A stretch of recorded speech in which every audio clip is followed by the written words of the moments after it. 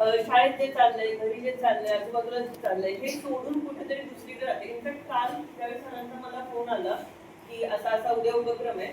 त्यावेळी मी इकिगाई नावाचं हे पुस्तक होतं ते वाचत होते. त्यामुळे अगदी माझ्या हातात होतं आणि त्यावेळी मला सरांनी सांगितलं त्याचा उपक्रम आहे. एक अगदी दुसऱ्या क्षणाला मी म्हटलं की हो मी येणार आहे आणि मला म्हणजे यायचंच आहे अशा उपक्रमासाठी. तर मी खूप धन्यवाद करते की मला बोलवलं. आणि दुसरी गोष्ट म्हणजे मला सरांनी सांगितलंय की मुलांना प्रेरणा द्यायची वाचण्यासाठी. तर आता ही प्रेरणा अशी बाहेरून तर देता येत नाही, पण काही गोष्टी असतात, काही एक्सपोजर्स असतात जे तुम्हाला म्हणजे कधीतरी अचानक भेटतात आणि त्याच्यानंतर तुम्हाला वाटतं की हा आता वाचायला पाहिजे. तर मी काही छोटे प्रश्न विचारेन तुम्हाला. कोणी कोणी धुरंधर मूवी बघितलाय? तर त्याच्यामध्ये अजित डोभाल हे कॅरेक्टर तर बऱ्याच लोकांना माहिती असेल ना. अजित डोभाल तर ते नॅशनल सिक्युरिटी ऍडवायझर आहेत आपले.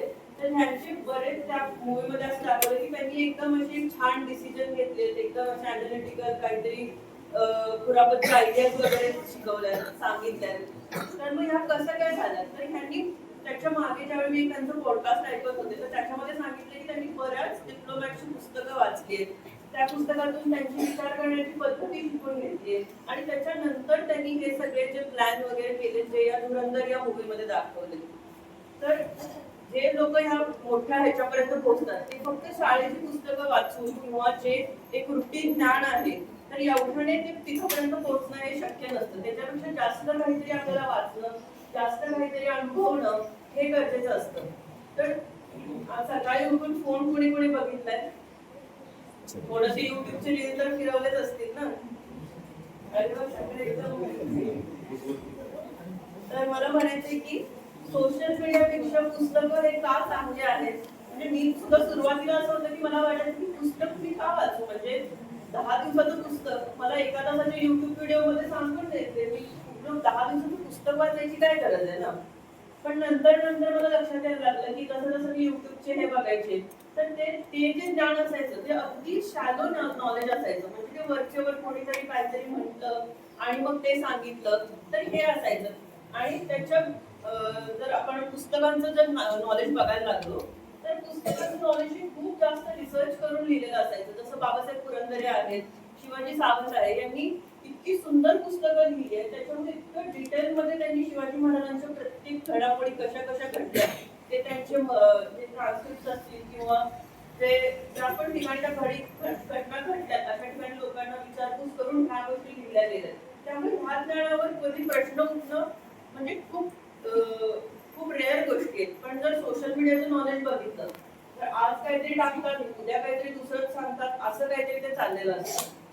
दुसरी गोष्ट म्हणजे ज्यावेळी आपण एखादा मूवी बघतो किंवा सोशल मीडियावर एखादा व्हिडिओ बघतो तर ह्याच्यामध्ये काय होत असतं ते आपल्याला जे दाखवतात आपण ते बघत असतो. पण ज्यावेळी आपण एक पुस्तक वाचतो त्यावेळी आपण आपल्या स्वतःचं काहीतरी एक कल्पना स्मृती बनवतो. आपण स्वतःचे आपले कॅरेक्टर बनवतो की हा जो कॅरेक्टर हिरो आहे हा असा असेल बाबा, त्याची ही हिरोईन आहे तर ही अशी असेल बाबा. तर ही खूप जास्त मजेदार गोष्ट आहे.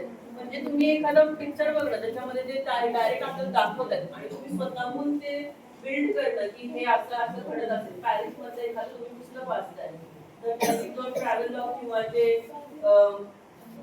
तिथं प्रवास वर्णन वगैरे लिहिले तर तुम्ही असं वाटतं पुस्तक वाचताना की तुम्ही स्वतः तिथे गेलाय आणि स्वतः तिथे जाऊन तिथलं अनुभवताय सगळं. तर ही खूपच एक छान एक्सपिरियन्स आहे असं मला वाटतं. तर हा तुम्ही नक्की अनुभवला पाहिजे. त्यानंतर काही मुद्दे मी काढले होते. तर एक पुस्तक वाचण्याचे आणखीन काही म्हणजे फायदे तसे बघायला गेले. एक आहे की म्हणजे तुम्हाला सोशल मीडिया जर तुम्ही बघत असाल तर त्याच्यामध्ये जे रील दाखवत राहतं ते तुम्ही बघत राहता. पण पुस्तकाचं असं आहे की तुम्हाला एखादं वाटलं की मला इतिहासाची आवड आहे तर तुम्ही तशा प्रकारची पुस्तकं वाचू शकता. तुम्हाला असं वाटलं की तुम्हाला जर वैज्ञानिक गोष्टींची आवड आहे, सायन्स फिक्शनची आवड आहे तर तुम्ही जयंत नार्वेकरांची वगैरे अशी पुस्तकं वाचू शकता. तर जसं तुम्हाला पाहिजे तसं तुम्हाला पुस्तकं अवेलेबल आहे. तर त्याप्रमाणे तुम्ही पुस्तकं वाचू शकता. आणि सर्वात मेन म्हणजे जो सोशल मीडियाचा आता सांगता की अटेन्शन स्पॅन आपला कमी होतो. म्हणजे पुस्तक एखादं रील बघितलं तर आपण 10 मिनिटापेक्षा जास्त आपण ते रील बघून जे काही व्हिडिओ आहे तो बघू नाही शकत, लगेच दुसऱ्यावर जातो. पण पुस्तकामुळे आपलं मन शांत होतं. आपण एखादं पुस्तक हातात घेतलं तिथे आपण 2 दिवस 3 दिवस वाचत राहतो, त्यामुळे मन शांती आपल्याला भेटते. तर ह्या सगळ्या असे बरेच फायदे आहेत. सरांनी एकदम अगदी छान शब्दात पुस्तकं आणि गावकऱ्यांनी कसं त्याला मदत केली पाहिजे हे अगदी हे सांगितलंय.